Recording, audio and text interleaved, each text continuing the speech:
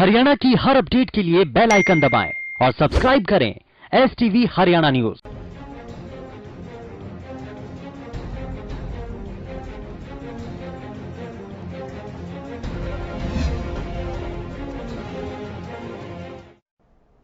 नमस्कार, हरियाणा न्यूज देख रहे हैं आप और मैं हूं आपके साथ सोनिया सत्यानीता। हरियाणा में कोरोना पर आगे की रणनीति तय करने के लिए गुरुवार को सर्वदलीय बैठक होने वाली है। इस बैठक में तमाम मुद्दों पर चर्चा होगी। हमारी इस रिपोर्ट के जरिए देखिए। के साथ अपने जितने बॉर्डर्स हैं उनके ऊपर सख्ती की जाए, और ये सख्ती बॉर्डर इसलिए करनी पड़ रही है कि यदि हम न करें तो वास्तव में जो हमारा उद्देश्य है वो उद्देश्य है कि कोरोना को आगे बढ़ने से रोका जाए। हम कोरोना को लड़ने के लिए इसको रोक रहे हैं, हम कोरोना से डर नहीं रहे हैं। लेकिन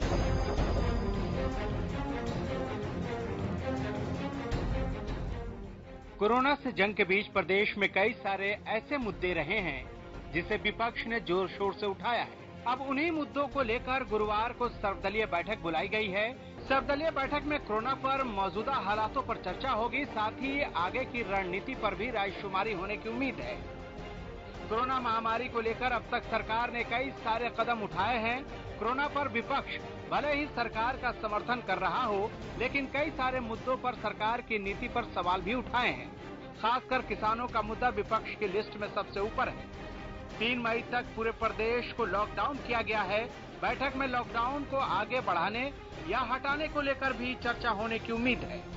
बैठक से एक दिन पहले सीएम मनोहर लाल ने प्रदेश की जनता को संबोधित किया। सीएम ने अपने संबोधन में कहा कि 3 मई से कुछ क्षेत्रों में छूट दी जा सकती है। जितने हमारे भट्ठे हैं, जो ब्रिक किलन्स हैं, उनको सबने हमने खुलवा दिया है। लगभग 2,07,000 ऐसे कर्मचारी जो है उसमें वहां काम कर रहे हैं, मजदूर उसमें काम कर रहे हैं। ऐसे ही जो उद्योग हैं उनको भी MHA की गाइडलाइंस, गृह विभाग मंत्रालय की जो दिशा निर्देश है उनके अनुरूप खोलने का काम हमने किया है। और हमारा एक अनुमान है, एक आंकड़ा है कि लगभग 5.5 लाख मजदूर और कर्मचारी वो 20 अप्रैल के बाद काम में लग गए हैं। ये मान के चलें कि जैसे 20 अप्रैल को हमने अपने उद्योग के कुछ आर्थिक गतिविधियों के खुलने का प्रबंध किया था, उस समय मानो पहला गियर लगाया था, तो आज ये मान के चलो कि कल से हम दूसरे गियर में आए हैं। और ये लगातार बढ़ते बढ़ते हम आशा करते हैं कि 3 मई को लॉकडाउन का कोई ना कोई चाहे समाप्त होगा और नहीं समाप्त होगा तो लॉकडाउन रखते हुए भी जो इसमें छूट दी जाएगी उस छूट के हिसाब से हम आगे बढ़ेंगे। यानी सरकार लॉकडाउन में छूट देने के पक्ष में तो है, लेकिन लॉकडाउन को लेकर अब तक कोई फैसला नहीं हुआ है। उम्मीद यही है कि बैठक में लॉकडाउन को लेकर भी विपक्ष के साथ चर्चा हो सकती है।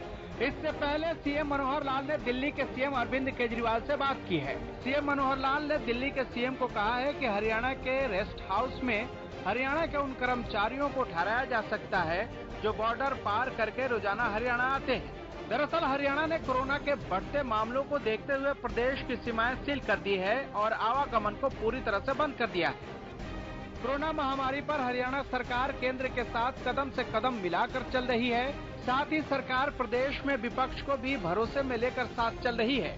विपक्ष भी सरकार के कदम की सराहना कर रहा है। इस बैठक के बाद साफ हो जाएगा कि कोरोना को लेकर प्रदेश सरकार की आगे की नीति क्या रहने वाली है। Bureau report, Haryana news.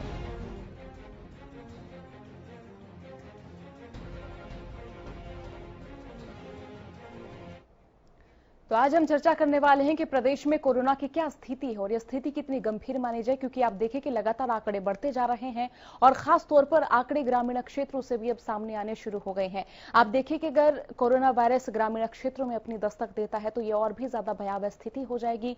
और इसी के साथ विषय ये भी बना हुआ है कि लॉकडाउन खुलेगा या फिर नहीं खुलेगा, आखिरकार खुलेगा तो क्या क्या रणनीतियां होंगी, और अगर लॉकडाउन नहीं खुलता है तो आप देखिए कि प्रदेश की आर्थिक स्थिति क्या है, किसानों की स्थिति क्या है, आढ़तियों की स्थिति क्या है, विद्यार्थियों की स्थिति क्या है, और खास तौर पर जो लोग एक दिन कमा रहे हैं उसी दिन खा रहे हैं, उनका गुजर बसर है वो किस तरीके से होगा। तो चर्चा में हमारे साथ शामिल हैं प्रदीप नरूला, जो कि राजनीतिक विश्लेषक है। सर, बहुत स्वागत आपका चर्चा में। अमित नेहरा वरिष्ठ पत्रकार हैं, ये भी हमारे से जुड़े हुए हैं। अमित सर, बहुत स्वागत आपका हरियाणा न्यूज पर। डॉक्टर स्वाति माहेश्वरी हमारे साथ जुड़ी हुई हैं, हेल्थ एक्सपर्ट है। डॉक्टर स्वाति, आपका भी बहुत बहुत स्वागत है हरियाणा न्यूज पर। डॉक्टर स्वाति, चर्चा की शुरुआत आपसे कर लेते हैं। आंकड़े लगातार बढ़ रहे हैं, प्रदेश में भी देश में भी। स्थिति कितनी गंभीर मानी जाए फिलहाल?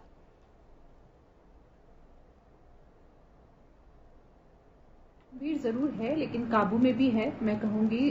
जरूर ये ऐसे है कि केसेस सामने आ रहे हैं, लेकिन अब हम देख रहे हैं कि हमारा हरियाणा का जो डबलिंग रेट है वो बहुत अच्छे रेंज में है। अब 17-18 दिन के आसपास है, जो कि बहुत अच्छा फिगर है, और जिससे ये समझ में आता है जरूर कि हमारी स्थिति काबू में है। और हमने ये भी पता लगा लिया है कि ज्यादातर हमारे जो केसेस हैं वो कहाँ से आ रहे हैं, जैसे नूह, फरीदाबाद, गुड़गांव, पलवल, सोनीपत, इन सब का ऑलरेडी एक डिमार्केशन भी हो गया है कि हाँ, यहाँ से केसेस ज्यादा आ रहे हैं। अब मेरे ख्याल से एक स्ट्रैटेजी यहाँ से नई होनी बहुत जरूरी है कि जहाँ ज्यादा केसेस हैं वहां पे क्या हम करने वाले हैं, किस तरह से करने वाले हैं, ताकि पूरे प्रदेश में एक तरह से कंप्लीट लॉकडाउन ना रहे, और जहां जहां भी ग्रीन जोन्स हैं वहां इसको खोला जा सके, रिलैक्सेशन दिया जा सके। हमारे जो किसान भाई हैं उनको रिलैक्सेशन मिल सके, क्योंकि उनकी फसल खड़ी है और इस वक्त जो है उनको मंडी में जाकर बेचने का समय है। तो किस तरह से हम इन दोनों चीजों को साझा कर सकते हैं, कैसे हमारा आर्थिक गतिविधियां भी चलें और हम इस बात से भी बचे रहें कि कोरोना का संक्रमण और ज्यादा पांव ना पसारे हरियाणा में। तो दोनों ही चीजों का मुझे लगता है ऐसे में ध्यान रखना जरूरी होगा, क्योंकि अब हम उस स्थिति पे आ गए हैं भारत में जहां अब हमें इकोनॉमी की तरफ भी, आर्थिक स्थिति की तरफ भी देखना जरूरी हो गया है। और जो लॉकडाउन से हमको चाहिए था कि हमारा डबलिंग रेट इतना ज्यादा हो जाए कि हमारे जल्दी जल्दी केसेस सामने नहीं आए, तो वो भी अब हमने अचीव कर लिया है, वहां भी अब हम पहुंच गए हैं। तो मुझे लगता है कि यहाँ से अब एक अच्छी जगह पे हम खड़े हैं, जहां हमारा डबलिंग रेट बढ़ गया है, हमारे यहाँ केसेस उतने ज्यादा नहीं आ रहे हैं जैसे कि पहले हम सोच रहे थे कि आएंगे। तो और देशों के मुकाबले हम बहुत अच्छी स्थिति में, और शायद यहीं से अब वो हम एक टर्न ले सकते हैं जहां हम जहान भी बचाएं और जान भी बचाएं। तो मुझे लगता है कि ये एक बहुत अच्छा मोड़ है अब हमारे पास, और आगे का अब डायरेक्शंस जो हैं वो हमारे प्रशासन अब ले सकते हैं कि किस तरह से अब हमें इसको किस तरफ मोड़े, ताकि हमारी दोनों चीजें जो हैं वो सध जाएं। प्रदीप सर, आप किस तरह से देख रहे हैं राजनीतिक विश्लेषक के तौर पर कि सरकार के लिए स्थिति कितनी गंभीर है, और सरकार का क्या रोड मैप होना चाहिए, क्या गाइडलाइंस जारी करनी चाहिए? देखिए सोनिया जी, ये ठीक बहुत अच्छा कदम है सरकार का कि सभी विपक्षी नेताओं को कल बुलाकर उनसे जो बात की जाएगी, मीटिंग की जाएगी, उनकी सलाह ली जाएगी। सबके अपने अपने तजर्बे हैं, सब चीजों को अच्छी तरह से वॉच कर रहे हैं, तो वो बेहतर सलाह दे सकते हैं। ये जरूरी नहीं कि सरकार ही बेहतर कदम उठा सकती है। लेकिन अब की बार देखें कि लॉकडाउन के चलते जो विपक्षी हैं उन्होंने सरकार की जो कार्यशैली है उन पर किसी तरीके से प्रश्न नहीं उठाया, सभी लोग सरकार से सहयोग करते हैं। ऐसी स्थिति में ऐसा होना भी नहीं चाहिए। और देख लीजिएगा, चाहे थोड़ी बहुत क्रिटिसिज्म होता रहा हो, लेकिन कल की स्थिति यही होगी कि सभी ये कहेंगे कि नहीं, अभी भी लॉकडाउन में बहुत ज्यादा रियायतें नहीं देनी चाहिए, बहुत एहतियात बरत कर आगे बड़ी सफाई से कदम रखना चाहिए, क्योंकि स्थिति नियंत्रण में है। लेकिन आप इसे सोच लें कि स्थिति आपके काबू में आ गई है, ये बिल्कुल भी ना सोचिएगा, क्योंकि ये वायरस कब कौन इसका कैरियर बन जाए, क्योंकि बहुत सारे मरीजों के तो लक्षण 80% मरीजों में तो लक्षण ही नहीं पता लगते, उनके लक्षण ही सामने नहीं आते। तो मेरा मानना यह है कि अभी बहुत ज्यादा खुश होने की जरूरत नहीं है, बहुत ज्यादा रिलैक्स होने की भी जरूरत नहीं है। ठीक है, कुछ चीजें खोल दी जाएं, क्योंकि दिहाड़ी मजदूर हैं जो रोज कमाते हैं, रोजाना खाते हैं, उनके लिए स्थिति बहुत गंभीर है, और उनकी स्थिति को देखते हुए कुछ चीजें खोल देनी चाहिए। बाकी जो हम ये करते हैं कि जिस तरह से इंडस्ट्री की बात है या कोई बड़े बिजनेस की बात है, वो जब तक मार्केट नहीं खुलेंगी वो कोरिलेटेड है, उनका खोलने का कोई ज्यादा फायदा नहीं है। क्योंकि अगर कुछ दिन अगर कोई छोटी फैक्ट्रियां, बड़े फैक्ट्रियां सर्वाइव कर सकती हैं, छोटी फैक्ट्रियां माल बनाएंगी तो बेचेंगी कहाँ, क्योंकि मार्केट नहीं खुली। मार्केट खुल भी जाए थोड़ी बहुत, तो लोग इतने डरे हुए हैं कि उन बाहर आने को तैयार नहीं है। अब स्थितियां बदली है। देखिए, जब लॉकडाउन शुरू हुआ था तब लोगों को जबरदस्ती समझाना पड़ रहा था कि आप घरों में रहें। अब स्थितियां धीरे धीरे चेंज हुई हैं, अब लोग बाहर नहीं निकलना चाहते, स्थितियां समझ रहे हैं कि जान है तो जहान है, लोग समझ रहे हैं। तो इसलिए वो चीज पहले वाली चीज नहीं है, अब स्थितियां थोड़ी सी भिन्न है, क्योंकि अब लोग भी समझ रहे हैं, और मेरे ख्याल से सरकारें भी समझ रही हैं कि लॉकडाउन 40 दिन का लॉकडाउन बहुत बड़ा लॉकडाउन होता है। धीरे धीरे सरकार भी उसे सामान्य में लाने की कोशिश कर रही है। हालांकि सरकार भी जानती है कि जो चीज वो खोल रही है, जिन शर्तों के साथ वो खोल रही है, वो ज्यादा प्रभावी नहीं है, लेकिन उसके बावजूद भी वो लोगों को रिलैक्स करने के लिए, उनके माइंड को मेकअप करने के लिए धीरे धीरे छूट दी जा रही है। यानी कि एकदम स्थिति है वो सामान्य नहीं हो सकती है। अब इस स्थिति को देखते हुए प्रदेश की जब आर्थिक स्थिति का जिक्र किया जाता है तो सरकार की ओर से कहा जाता है कि राजस्व घाटे से वो जूझ रहे हैं, और किसानों की ओर से लगातार कहा जा रहा है कि 20 अप्रैल से गेहूं की फसल की खरीद शुरू हो चुकी है, अभी तक पेमेंट उनके खातों में नहीं आई है। तो इस तरह की स्थितियों को देखते हुए तो ये भी माना जाए कि प्रदेश सरकार के आड़े बहुत सारी समस्याएं हैं। किन किन समस्याओं का समाधान करें फिर? देखिए सोनिया जी, सरकार के जो रेवेन्यू के बड़े स्रोत हैं, चाहे वो जीएसटी हो, चाहे वो शराब से मिलने वाला एक्साइज हो, या रजिस्ट्री, जो प्रॉपर्टी रजिस्ट्रेशन और प्रॉपर्टी टैक्स के जो चीजें हैं, वो सभी कुछ बंद है, क्योंकि सारा व्यापार बंद है, हर चीज बंद है। तो सरकार की जो रेवेन्यू है वो स्थिति ठीक है। ये बात सही है कि कोरोना वायरस को से जूझने के लिए लॉकडाउन में सरकार एक्स्ट्रा एक्सपेंसिव भी कर रही है, और जबकि आय के स्रोत सारे बंद हैं। सरकार के भी, लोगों के तो बंद हैं, सरकार के भी बंद हैं। तो ऐसी स्थिति में राजस्व की कमी होना जायज है, जो सभी प्रदेशों में है, सिर्फ हरियाणा ही नहीं, हर प्रदेश इस चीज से जूझ रहा है। और हर प्रदेश जूझ नहीं रहा, सेंटर से पैकेज भी मांग रहा है, जो उनका हिस्सा है या सहायता के तौर पर मांग रहा है, वो चीजें कंटिन्यू हैं। लेकिन आपदा है, महामारी देश के ऊपर है, देश के विश्व के ऊपर है। ऐसी स्थितियों में ये चीजें सेकेंडरी हो जाती हैं, क्योंकि सबसे पहले हमने कोरोना से फाइट करनी है, बाकी चीजें सेकेंडरी हो जाती हैं, और धीरे धीरे ये सामान्य होंगी। बिल्कुल। अमित जी, आपसे सवाल यही है कि प्रदेश की आर्थिक स्थिति पर भी हम लगातार जिक्र कर रहे हैं। आप देखें कि 6 साल हो गए इन सरकार को बने हुए। इन 6 सालों में क्या राजस्व की जो आपूर्ति है वो सिर्फ 1 महीने में ही दिखाई देने लगी?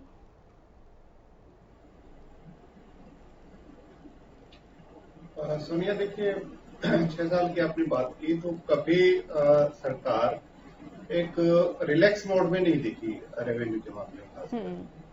जो फिस्कल डेफिसिट है, राजकोषीय घाटा है, वो बढ़ता ही रहा।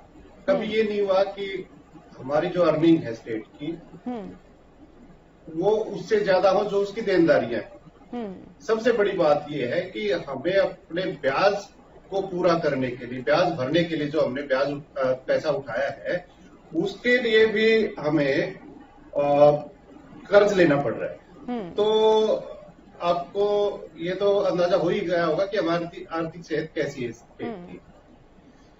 और सबसे बड़ी बात है, प्रदीप जी ने जो बताया हमें कि प्रदेश का रेवेन्यू का सोर्स क्या है, 3-4 मॉडल ही है। सबसे ज्यादा तो स्टेट जो जीएसटी है वो है, उसके बाद शराबबंदी है, शराब के ऊपर जो टैक्स है करीबन 6500 से लेके 7000 करोड़ रुपए तक का शराब से आता है सालाना, वो बंद है। रजिस्ट्री है वो बंद हो रखी है। कोई इस तरह का तो है ही नहीं कि जिससे एक अर्निंग आई हो। हाँ, रजिस्ट्री थोड़ी सी खोली है, कहीं पे 20, कहीं पे 30, कहीं पे 40, इस तरह की जो चीजें हैं, थोड़ी रजिस्ट्री हो रही है, लेकिन वो आटे में नमक है। अच्छा, सबसे बड़ी बात यह है कि खर्चा ज्यादा हो रहा है सरकार का। रिलीफ जो पैकेज देना है, जगह जगह कहीं पे गेहूं बांटना है, अनाज बांटना है, और कुछ सामान देना है, और डॉक्टर्स को देना है। डॉक्टर की सैलरी, जो पैरामेडिकल स्टाफ की सैलरी है, दोगुनी कर दी गई है। उनका जो इंश्योरेंस स्कीम खरीदी गई है कि 50 लाख रुपए हम देंगे हर एक को अगर कोई मिसहैपनिंग होती है, तो उसमें खर्चा तो निश्चित तौर पे है। और एक बात मेरी समझ में नहीं आई, देखिए अच्छी बात है कि कल सर्वदलीय बैठक होगी, इसका स्वागत किया जाना चाहिए, लेकिन मैं तो ये कहूंगा कि बहुत देर कर दी हुजूर आते आते। प्रधानमंत्री जी ने 3 दिन पहले सभी मुख्यमंत्रियों की एक मीटिंग बुलाई थी, कॉन्फ्रेंस से, जो टेलीकॉन्फ्रेंसिंग से, वीडियो कॉन्फ्रेंसिंग से मीटिंग हुई थी। तो बेहतर होता कि हमारे मुख्यमंत्री उस मीटिंग से पहले अपने जो विपक्षी दल है उनसे सलाह मशविरा करते, तो उनका जो फीडबैक मिलता, जो विपक्षी दल उसको बताते कि आप ये कीजिए, तो वो प्रधानमंत्री तक जा सकती थी वो बात। लेकिन अच्छी बात है, देर आए दुरुस्त आए, इस पे ज्यादा टिप्पणी नहीं करूंगा मैं। क्योंकि जो होता है वो अच्छे के लिए होता है और सरकार भी अच्छे के लिए कर रही है। एक बात और समझ नहीं आई, मुख्यमंत्री ने एक बयान दिया आज जो सुन रहा था कि हमें कोरोना से नहीं डरना है। अरे भाई डरना तो है, आप ये मत कहिए कि नहीं डरना है। अगर इसके एक रिलैक्स मोड पे आ जाएंगे तो ये पकड़ लेगा। जैसे हमें बिजली से डरना है उसी तरह से बिजली का हाथ लग गया तो हमें डरना है। तो इस तरह से हमें कोरोना से भी डरना होगा, क्योंकि नहीं तो अगर डरेंगे नहीं तो सारी चीजें व्यर्थ हो जाती है। हम बार बार जो टेलीफोन अभी हम किसी को कर रहे हैं मोबाइल, तो उससे पहले 30 सेकंड हमें ये सुनने को पड़ती है, चाहे हम दिन में 20 फोन करें, 30 करें, 100 करें कि आपको ये करना है और ये नहीं करना। तो ये हमें बार बार हमारा माइंड मेकअप करना पड़ेगा। जी सुनिए। और अमित सर देखिए कि अभी कई वर्ग हैं जो लगातार आर्थिक स्थिति से भी जूझ रहे हैं, आर्थिक तंगी से भी जूझ रहे हैं। बात अगर किसानों की करें तो उनकी ओर से लगातार कहा जा रहा है कि कोई पेमेंट उनको नहीं मिल रही है। प्रदेश के अगर अलग अलग जिलों की बात करें तो कई जिलों में मिली भी है उनको पेमेंट, कई जिलों में नहीं मिली है। तो ये खास तौर पर ये जो वक्त है सरकार के लिए जैसा तैसा हो, लेकिन कई वर्गों के लिए ये वक्त जो है बेहद खराब है, इतनी गंभीर स्थिति उनके लिए बनी हुई है। देखिए सोनिया, पैसे के बिना तो कुछ भी नहीं चलता, पैसे के बिना घर भी नहीं चलता, पैसा तो हर जगह जरूरी है। लेकिन मैं तो ये कहूंगा इस मामले में कि किसानों को भी थोड़ा सा पेशेंस रखना चाहिए, क्योंकि हालात ठीक नहीं है दोनों मोर्चों पे। एक तो कोई वर्किंग इतनी स्मूथ हो नहीं रही है क्योंकि पूरे कर्मचारी है नहीं सरकार के पास, ना लेबर है, हर तरह से जूझना पड़ रहा है। और रही बात पैसे की भी, तो पैसे की भी कमी है। तो थोड़ा सा पेशेंस रख के पैसा आएगा। सरकार ने ये नहीं कहा है कि हम पैसा नहीं देंगे, देर हो सकती है लेकिन ये नहीं कि आपका पैसा मरेगा। तो कमी ये भी रही कि इस तरीके का संदेश उन तक नहीं पहुंचाया गया। ये नहीं है कि सोनिया, हाँ देखिए इसमें क्या है कि जो सामाजिक संगठन है, सरकारी संगठन है, सरकार है, विपक्षी दल है, उनको भी थोड़ा सा धैर्य रखना पड़ेगा, समझाना पड़ेगा भाई हालात अनुकूल नहीं है, आप धैर्य रखिए, आपके पास पैसा आएगा। अगर सरकार ये कहेगी हम पैसा नहीं दे रहे तो एक अलग मुद्दा हो सकता है। लेकिन मेरा ये व्यक्तिगत मानना है कि थोड़ा सा धैर्य रखना चाहिए। जी प्रदीप सर, आप कुछ कहना चाह रहे हैं? स्थितियां अगर सामान्य हो तब ऐसी बात आए तो चिंताजनक होती है। ये किसान भी समझते हैं, ये सभी वर्ग समझ रहे हैं, सारे देशवासी समझ रहे हैं कि स्थिति सामान्य नहीं है, हम एक महामारी के संकट से जूझ रहे हैं। तो ऐसे में बहुत ज्यादा मेरे ख्याल से चिंता करने का कोई विषय नहीं है। और देर सवेर वजह यही है जो अमित ने कहा कि बहुत सारी चीजें लाइन नहीं है, स्टाफ नहीं है, लोग नहीं है काम करने वाले, तो पैसे की भी कमी है, पैसा कहीं और डाइवर्ट हो रहा है। तो वो चीजें हैं, सामान्य है और लोग समझ भी रहे हैं। मुझे नहीं तो जिस तरह से अगर स्थिति सामान्य होती और अब तक किसानों के अकाउंट में पैसा ना आता तो अब तक प्रदर्शन शुरू हो गए होते। लेकिन वो लोग भी समझ रहे हैं, ऐसा नहीं है कि वहां कोई बहुत ज्यादा चिंता वाली बात है। सभी को पता है कि स्थिति सामान्य नहीं है। बिल्कुल। डॉक्टर स्वाति, टेस्टिंग पर फिलहाल कितना असमंजस माना जाए, क्योंकि देखिए कई जगह से रिपोर्ट भी ऐसी आई है कि हमारी जो टेस्टिंग की सुविधाएं हैं उनमें काफी कमी भी नजर आ रही है। अब स्वस्थ बुनियाद हमें रखनी है, लेकिन कई जगह पर संसाधन हमें बीमार नजर आ रहे हैं। देखिए सही बात है सोनिया, ये एक बहुत बड़ी समस्या बन गया है, क्योंकि जब किट्स आ रही थी तब सब में बहुत उत्साह था कि अब किट्स आ गई हैं और जल्दी से जल्दी टेस्टिंग हो जाएगी और हमें पता चल जाएगा कि कहाँ कहाँ केसेस हैं कहाँ नहीं, और लॉकडाउन के आगे की रणनीति उसकी वजह से काफी स्पष्ट हो जाएगी। लेकिन अब क्योंकि किट्स फॉल्टी निकल गई हैं और अब उनको रोक दिया गया है और अब नई तरह की किट्स लाई जाएंगी।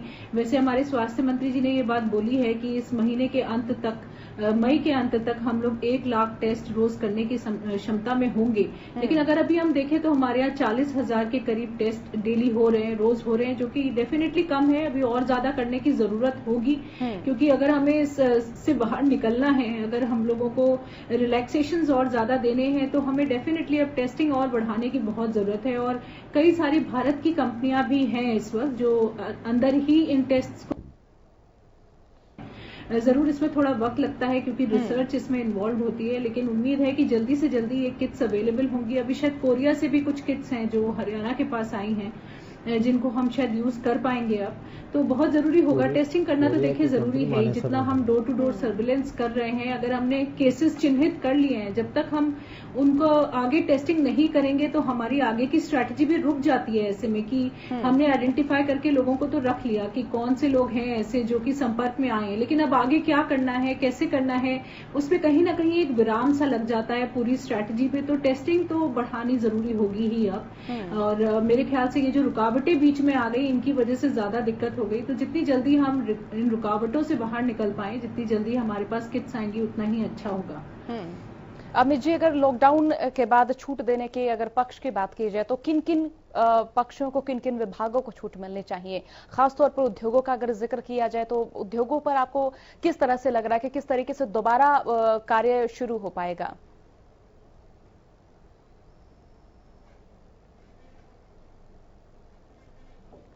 तो प्रदीप सर, ये सवाल अब आपसे करना चाहेंगे क्योंकि तकनीकी खामियों के चलते अमित मेहरा सर से हमारा जो संपर्क है वो टूट गया है। सोनिया, मैं पहले भी ये कह चुका हूँ कि सिवाय रोजमर्रा की जरूरत की चीजें और ऐसे प्रोजेक्ट जहां भागीदारी हो मजदूरों की, रोजमर्रा की उनकी आमदनी का साधन बन सके, इन चीजों को छोड़कर अभी मुझे लगता है कि लॉकडाउन में बहुत ज्यादा कुछ छूट देने की जरूरत है। क्योंकि अगर हम जिस दिन भी इत्मीनान से हो गए, मैं अमित की बात से बिल्कुल इत्तेफाक रखता हूं कि अगर हम जिस दिन ये मान लिया कि हम डरते नहीं हैं, उस दिन हम रिलैक्स हो जाएंगे। अभी रिलैक्स होने की कोई आवश्यकता नहीं है, ना ही कोई दस्तूर है, ना मौका है। कोई रिलैक्स होने की बात नहीं है, वाकई बचाव करने की बात है। और अभी भी हमें बहुत ही सीरियस तरीके से ये कतई नहीं मानना चाहिए कि हमारे यहाँ अगर कुछ 86 ही मरीज रह गए हैं आज की डेट में, तो हम रिकवरी भी कर रहे हैं या नए भी बहुत ज्यादा नहीं आ रहे हैं, तो बहुत ज्यादा रिलैक्स होने की जरूरत नहीं है। ये वायरस कहां से कैसे अटैक कर सकता है ये कहा भी नहीं जा सकता, इसका कैरियर कौन बन सकता है ये कहा भी नहीं जा सकता। इसलिए बहुत ज्यादा रिलैक्स होने की जरूरत नहीं है। और जहां तक सवाल है जांच किटों का, कि अब हमारे यहाँ मानेसर में भी कोरिया की कंपनी ने किट तैयार कर दी है, जिसे अप्रूवल भी मिल चुकी है। तो मुझे लगता है कि जैसे जैसे अब चीजें सामने आ रही हैं, साधन बढ़ रहे हैं, तो जांच में भी तेजी आएगी। अमित सर एक बार फिर हमारे साथ जुड़ गए हैं। अमित सर, अब लगातार कहा जा रहा है कि इंडस्ट्रीज को भी राहत पैकेज मिलना चाहिए। क्या सरकार इस स्थिति में है कि उद्योगों को भी दोबारा उसी नए सिरे से खड़ा कर सके? देखिए सोनिया, सरकार के पास पैसा नहीं है। सरकार तो खुद ये सोच रही है कि कहां से पैसा आए, जनरेट हो मामला। हाँ, एक चीज हो सकती है, जो राज्य हैं सभी, जो प्रधानमंत्री से संवाद होता है, जो वीडियो कॉन्फ्रेंसिंग होती है, तो जो वर्ल्ड बैंक है वो काफी पैसा दे रहा है सरकारों को। वो देश, जो राष्ट्रीय सरकार है, जो देश में है, उनको। लेकिन हमारे राज्य की ग्राम पंचायतों की ओर से, समाज सेवी संस्थाओं की ओर से वहां भी तो काफी पैसा आया है ना? नहीं, वो देखिए ऊंट के मुंह में जीरा है सोनिया। इतना ज्यादा पैसा नहीं कह सकते हम कि उससे पूरा स्टेट चलाया जा सके। वो इतना नहीं है, वो एक थोड़ा सा है कि जिससे राहत सामग्री, राहत कार्य चलाए जा सके, इतना तो हम कह सकते हैं। लेकिन जो एक रनिंग कॉस्ट होती है, कर्मचारियों का वेतन है, भत्ते हैं, पेंशन है, बहुत सारी चीजें होती हैं, और जल कल्याण के जो कार्य होते हैं, रोड्स और जो कंस्ट्रक्शन होती है सरकारी, जो इस तरह की, तो उनके लिए पैसा नहीं है सरकार के पास। सरकार के पास सिर्फ आज के दिन पैसा है तो ये है कि जो एसेंशियल सर्विसेज हैं उनको रन करने के लिए पैसा है। और इस हकीकत को सोचना पड़ेगा सभी को। और अगर आप ये सोचें कि सरकार उद्योगों को कोई बेल आउट पैकेज देगी तो इसको भूल जाइए, क्योंकि उसके पास पैसा है नहीं। हाँ, ये हो सकता है कुछ रिलैक्सेशन दे दे उनको, टैक्स में रियायत दे दे, कुछ और तरह की रियायत दे दे, कुछ ब्याज में बैंकों से। अभी मुझे नहीं लगता कि सरकार इस हालत में है कि उनको कोई बेल आउट पैकेज दे सके। तो अगर सरकारी आयोजनों का जिक्र किया जाए, अंतर्राष्ट्रीय गीता महोत्सव आयोजित करवाया जाता है, इस तरह के कई सरकारी आयोजन जो है वो आयोजित करवाए जाते हैं साल भर में, बड़े त्योहारों के तौर पर, बड़े आयोजनों के तौर पर। अगर उनकी आवक देखी जाए और उनका अगर कुल खर्चा देखा जाए तो क्या लगता है कि आगे एक साल तक इस तरीके के जो आयोजन है उन पर भी पाबंदी लगाई जाए, उन पर भी रोक लगाई जाए?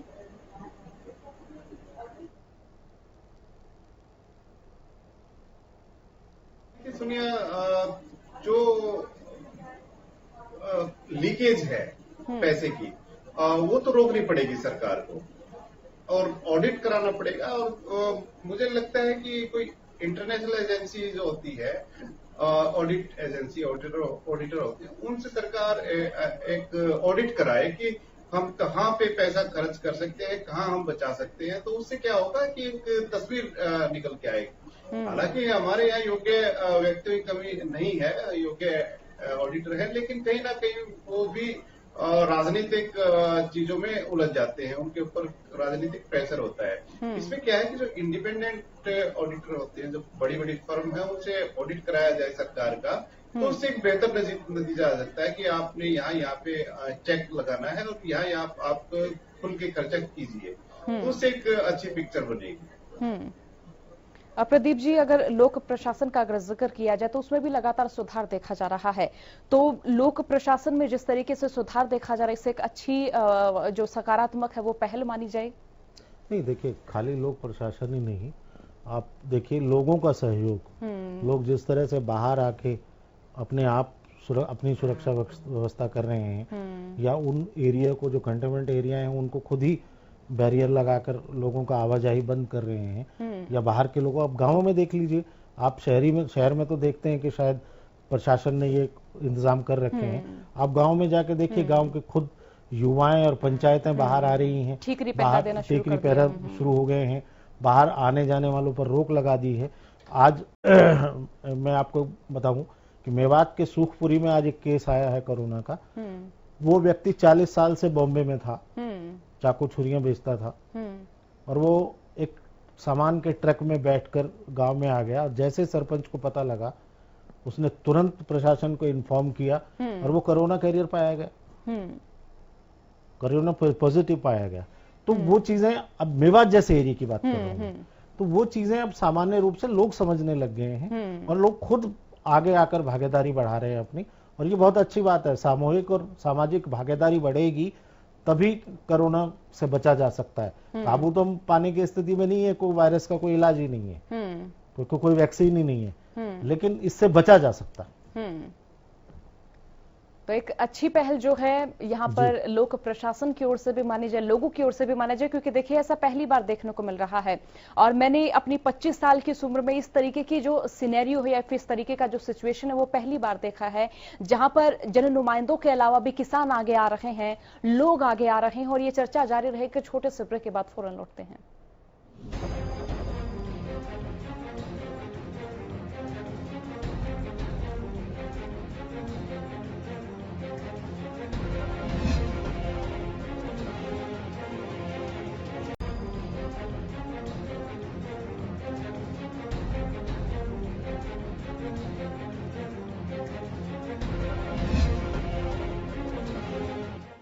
के बाद एक बार फिर आप सभी का स्वागत, और लगातार हम चर्चा कर रहे हैं प्रदेश की स्थिति पर। देखिए, लॉकडाउन के चलते जरूरी हो जाता कि हम अपने घरों में ही रहें, और आंकड़े लगातार बढ़ते जा रहे हैं, संक्रमण के आंकड़े बढ़ रहे हैं।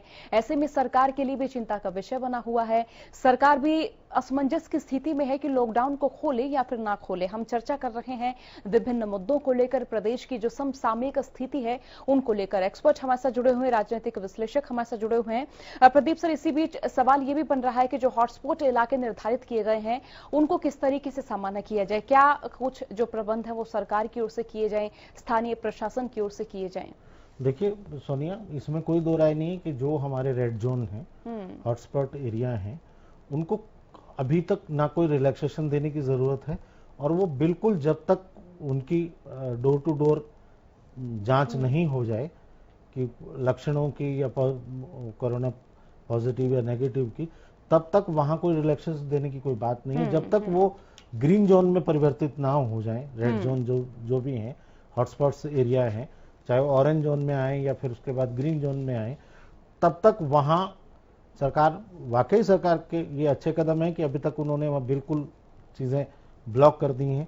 और देखिए, बहुत बड़ा एरिया है ये, जो कहने वाली बात है कि घर घर हम उनको चीजें पहुंचाएंगे, बहुत सारी कमियां रह जाती हैं। बहुत कहना और करने में बहुत अंतर है। बिल्कुल। बहुत चीजें अप टू द मार्क नहीं होती, शिकायतें होती हैं, निसंदेह होती हैं, लेकिन वक्त ऐसा है, इस पे शिकायत का मौका नहीं होना चाहिए। और मेरे हिसाब से संयम से काम लेके हमें इस पे बचाव पे ज्यादा ध्यान देना है। अब प्रदीप सर, क्योंकि मास स्क्रीनिंग भी फिलहाल की जा रही थी और कई जगहों से ऐसी खबरें भी सामने आई हैं जहां पर चिकित्सकों पर हमले किए गए, उनके साथ मार पिटाई की गई, तो इस तरह की खबरें भी सामने आई जो वाकई दुखदाई खबरें भी हैं। डॉक्टर स्वाति भी हमारे साथ जुड़ी हुई हैं। डॉक्टर स्वाति, आपको क्या लगता है कि जो मास स्क्रीनिंग सरकार की ओर से भी फिलहाल करवाई जा रही है, घर घर जाकर लक्षणों का पता करवाया जा रहा है, इसमें कितनी सारी और मुसीबतें नजर आ रही हैं? क्योंकि देखिए कि गांव देहात का अगर जिक्र करें तो वहां पर आशा वर्कर्स मिलती हैं, एएनएम्स मिलते हैं, जेएनएम्स मिलती हैं, तो ऐसे में मास स्क्रीनिंग करवाना भी कितना मुश्किल, कितनी बड़ी चुनौती माना जाए?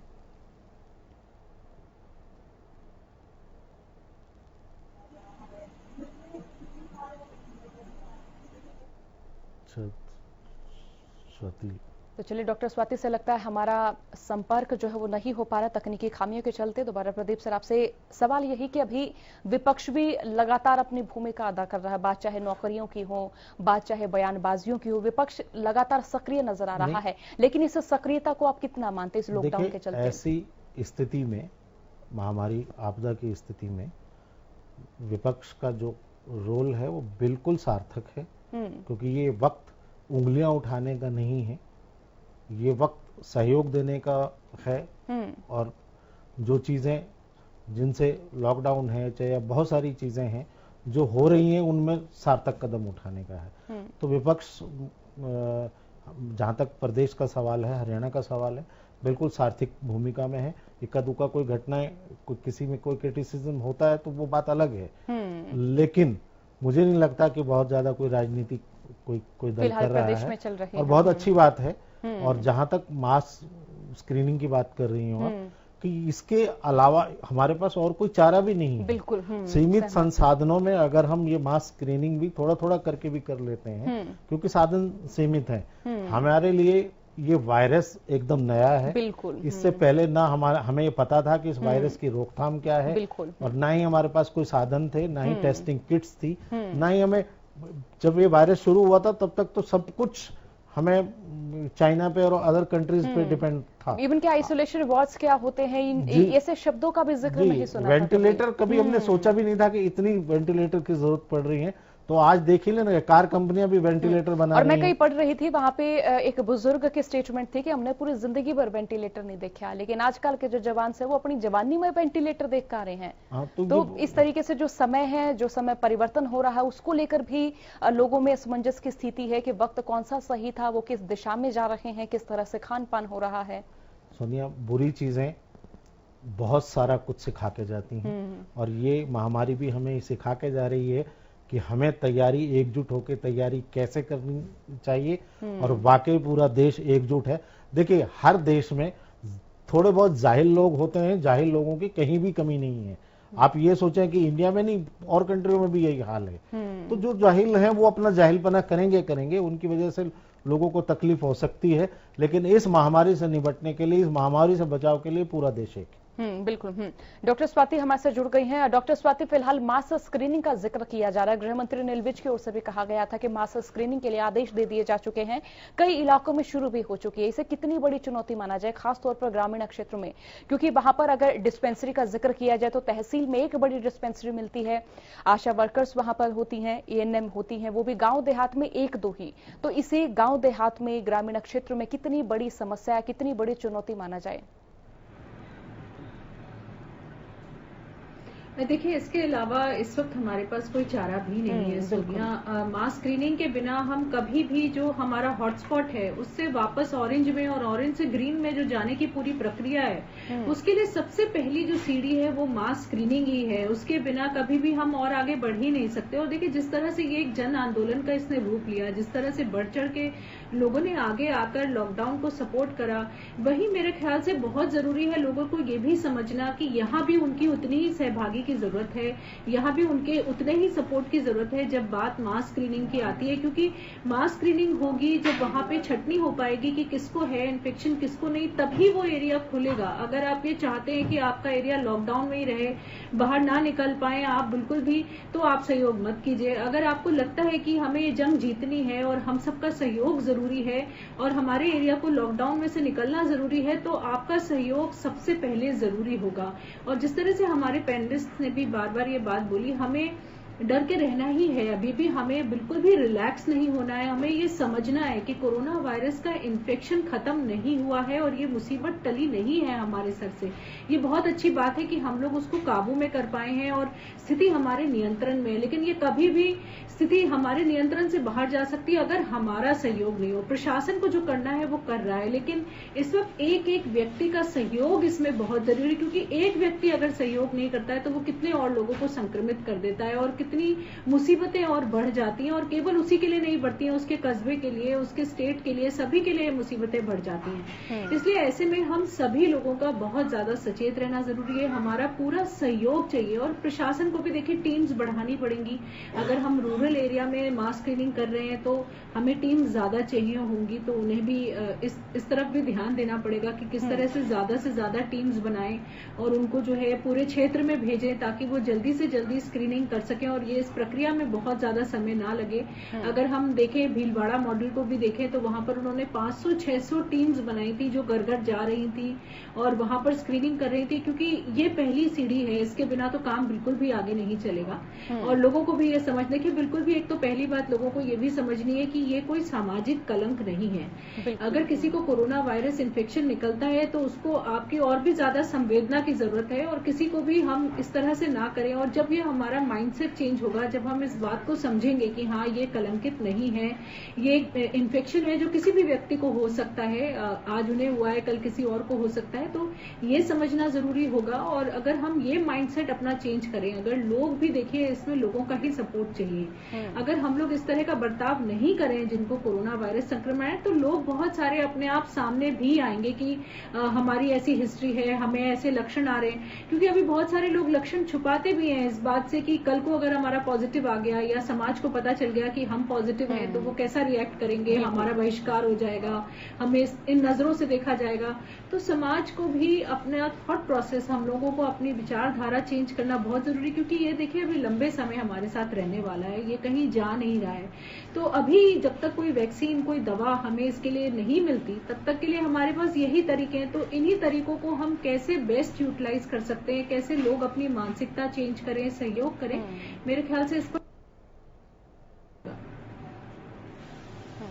अमित जी देखिए कि कल सर्वदलीय बैठक होनी है, तो आपको क्या लगता है कि विपक्ष इस सर्वदलीय बैठक में किस तरीके की भूमिका अपनी अदा करेगा? क्योंकि निर्णायक स्थिति मानी जा रही है कि विपक्ष भी सरकार को लगातार सहयोग कर रहा है, बयानबाजियां हो रही हैं, जहां पर बयान आ रहे हैं पक्ष की ओर से तो विपक्ष भी लगातार हमलावर हो रहे हैं। किसानों की बात करें तो वहां पर भी विपक्ष की ओर से लगातार सरकार को कटघरे में खड़ा किया जा रहा है।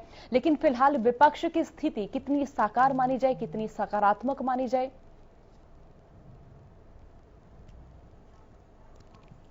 देखिए सोनिया, आपने जो पहला सवाल पूछा कि विपक्ष कल क्या करेगा, देखिए पत्रकार हूं मैं, पत्रकारिता करते हुए काफी समय बीत भी गया, लेकिन ना तो जो पत्रकारिता की पढ़ाई की उस समय हमें कोई ज्योतिष की कोई विद्या दी गई और ना अब कोई मैंने ज्योतिष की ट्रेनिंग ली है। नहीं, ज्योतिषी की बात नहीं, कहने का अर्थ ये था सर, बात कहने का अर्थ ये था कि अगर आपको पूरी कार्यशैली जो रही, ज्योतिषी की बात नहीं, पूरी जो कार्यशैली रही, अभी तक की जो कार्यशैली रही, उस कार्यशैली के आधार पर क्या लग रहा है, आप संभावित क्या लग रहा है? हाँ, आप ये पूछ सकते हैं कि उनका रवैया क्या रहा है अभी तक, तो उस पर तो हम चर्चा कर सकते हैं। देखिए कल जो करेगा वो तो विपक्ष जाने, उस पर तो मैं ना तो कोई टिप्पणी कर सकता है ना स्थिति में हूँ।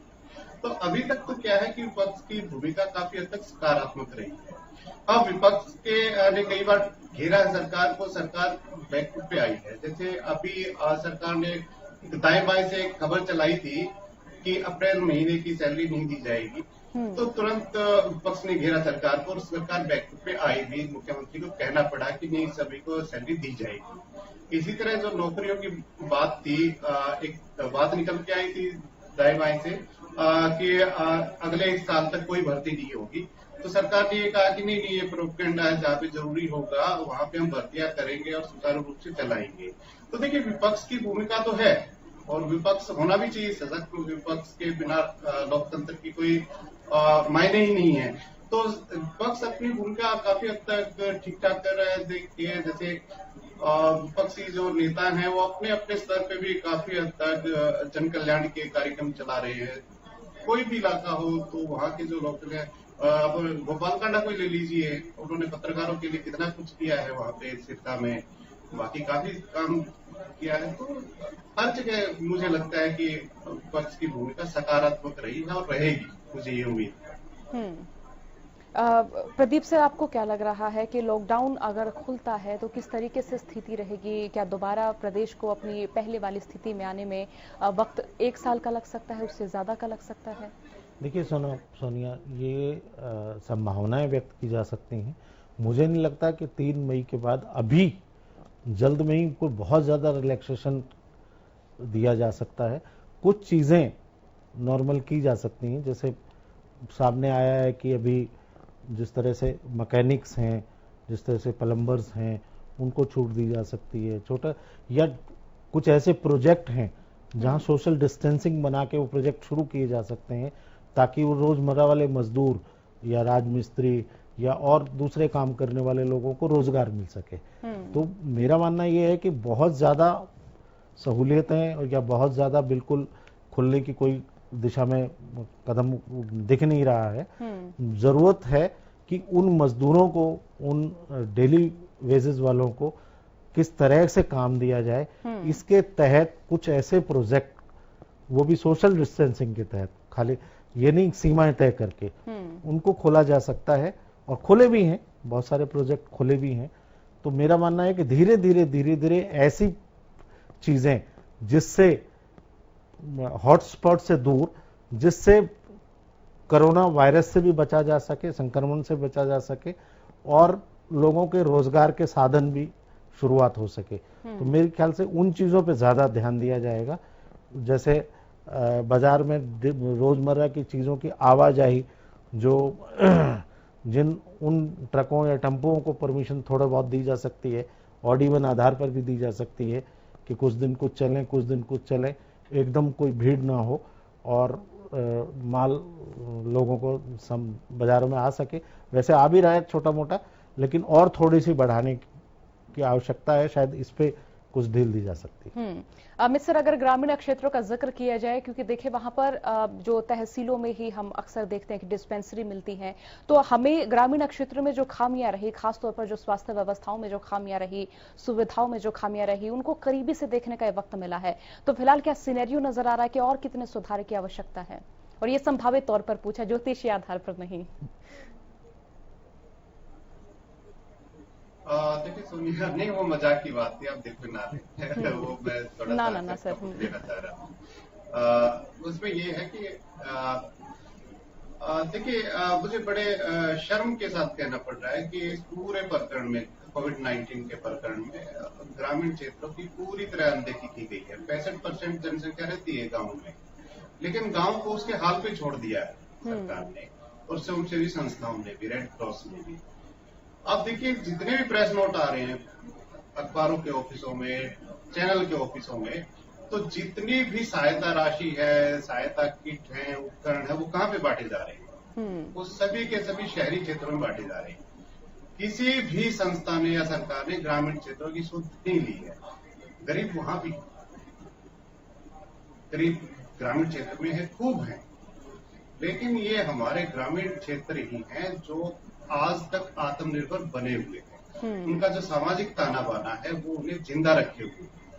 कोई भूखा नहीं सो रहा है, ना कोई स्वयंसेवी संस्था है, ना वहाँ रेड क्रॉस है, ना वहाँ कोई इस तरह की जो चिकित्सा सुविधाएं। तो मैं एक हमारे जो पुराने पुरखे हैं उनको बड़ा धन्यवाद देना चाहूंगा कि उन्होंने एक ऐसी व्यवस्था का निर्माण किया गांव के रूप में जो एक अपने आप में पूरी यूनिट है। तो उसके कारण क्या है कि सरकार भी उदासीन है कि गांव तो अपने आप कर लेंगे। आपके पास कोई आई है कि संस्था कि हमने फला गांव को गोद लिया है। आज गुड़गांव में या फरीदाबाद में डिमांड भी नहीं आई, गांव है वो गांव नहीं रहे हैं। मजे की बात डिमांड भी नहीं आई। मैं शहर हो गया है। आप जैसे है मैं कहा डिमांड भी नहीं आई। तो देखिए उसमें क्या हुआ कि गांव है। तो प्रदीप जी क्या बोल रहे हैं? मैंने कहा डिमांड भी नहीं आई गांव से इसीलिए कि क्योंकि वो लोग आत्मनिर्भर अपने आप को इस तरीके से महसूस कर रहे हैं, मान रहे हैं, क्योंकि मास्क की जरूरत जो है किसान पहले से ही मफलर का इस्तेमाल करते हैं। सबसे बड़ी बात मैं आपको बताना चाहूंगा, सोनिया सबसे बड़ी बात ये बताना चाहूंगा कि आज के दिन शहर रोजगार दे नहीं रहा है, शहर बेरोजगारी पैदा कर रहा है आज के दिन।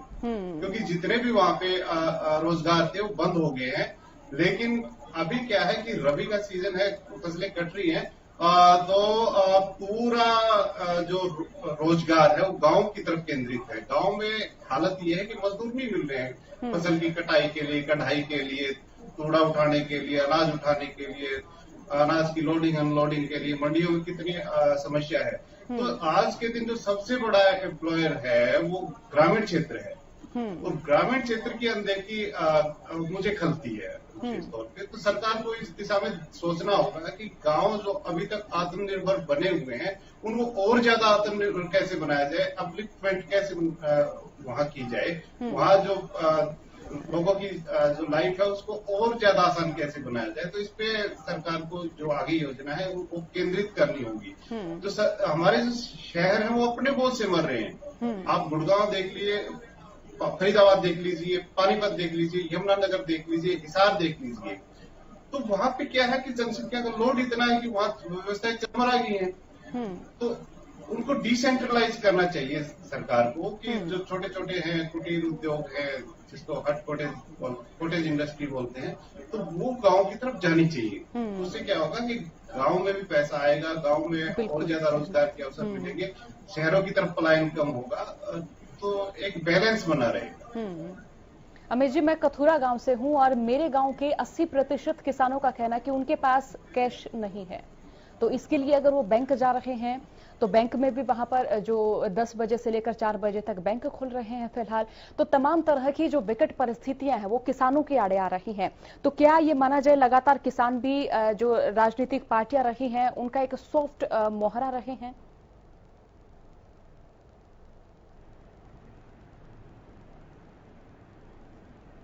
कि आपने अपने गांव का बताया तो मैं भी उसी रोड पे है हमारा गांव निंदाना है, तो थोड़ी दूरी है आपका। रोड हमारा एक ही है जो कोहाना से महम आता है।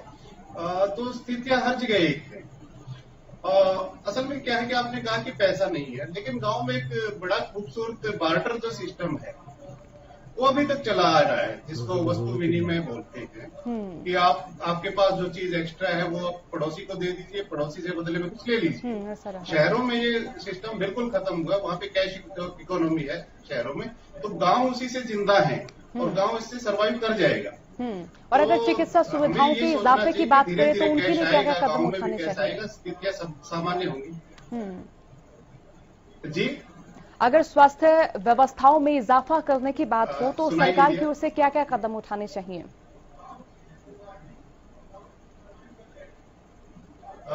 किसके लिए?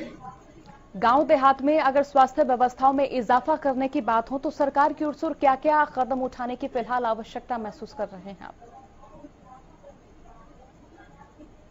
देखिए, गांव में तो स्वास्थ्य सेवाएं बदहाल है ही। हर गांव में हॉस्पिटल नहीं है, प्राइमरी स्वास्थ्य केंद्र जो है वो नहीं है, बिल्कुल नहीं। तो अभी वो रातों रात हो जाएगा मुझे पॉसिबल नहीं लगता। स्वास्थ्य जो हमारी सेवाएं हैं उनमें पहले स्टाफ की बहुत कमी है, वो जूझ रहा है। आपको ध्यान होगा अभी 1.5-2 महीने पहले हरियाणा में डॉक्टर्स की भर्ती हुई थी, मेरे ख्याल से 400-450 डॉक्टर भर्ती हुए थे। तो वो भी सारे ज्वाइन नहीं हो पाए हैं। मेरे ख्याल से 2000 के आसपास कमी है जो स्वीकृत पद हैं। वो तो पुराने स्वीकृत पद हैं। अगर रेशियो निकाला जाए कि 1 लाख जनसंख्या पे कितने डॉक्टर होने चाहिए, तो अभी तो बहुत सारे डॉक्टर और भर्ती करने पड़ेंगे। अगर डॉक्टर एक भर्ती होता है तो उसके साथ जो पैरामेडिकल स्टाफ हो कितना ज्यादा भर्ती होगा, उसकी आप कल्पना कर सकते हैं। उसके साथ बिल्डिंग बनानी पड़ेगी, बहुत सारी चीजें हो जाती हैं। तो हम उस स्थिति में नहीं है कि ये कर दें। तो उसके लिए तो क्या है कि धीरे धीरे हमें इस दिशा में बढ़ना होगा। और ये चीजें हैं जो CSR एक्टिविटी है, जो कंपनियों का CSR फंड होता है, वो खामखा के उसमें जाया हो जाता है। CSR एक्टिविटीज को इस दिशा में लाना होगा कि आप गांव को गोद लीजिए। अभी क्या है कि जो कंपनियां वो साथ वाले गांव को ही गोद ले लेती है। उसमें भी जो बड़े अजीब से जगह आपने कहा ना, गीता जयंती है, ये आयोजित करा दिया, तो वो भी क्या करते हैं, क्रिकेट टूर्नामेंट आयोजित करवा दिया, ये करवा दिया, वो करवा दिया, उसमें लाखों करोड़ रुपए स्वाहा कर दिए जाते हैं। तो वो इस तरह की चीजें अगर की जाए, स्वास्थ्य सेवाओं पे लगाया जाए CSR का पैसा, तो काफी हद तक भला हो सकता है। कंपनियों को भी आशीष देगी गांव वाले, और गांव का भी भला हो जाएगा। बिल्कुल, अच्छा सुझाव आपकी ओर से दिया गया। चर्चा में शामिल हुए अमित नेहरा सर, आपका भी बहुत बहुत शुक्रिया। प्रदीप नरूला जी, आपका भी बहुत शुक्रिया। डॉक्टर स्वाति माहेश्वरी, आपका भी बहुत बहुत शुक्रिया। और इस चर्चा में हमने जाना कि किस तरह से हमने स्वास्थ्य व्यवस्थाओं को, स्वास्थ्य चिकित्साओं को बड़ी नजदीकी से देखा है, और खासतौर पर ग्रामीण क्षेत्रों का हम बार बार जिक्र करते रहे, क्योंकि आप देखें कि इस देश की आत्मा गांव देहात में बसती है। और अब ये देखना होगा कि लॉकडाउन के चलते किन किन क्षेत्रों में छूट दी जाएगी और नहीं दी जाएगी, ये फैसला कल ही होगा।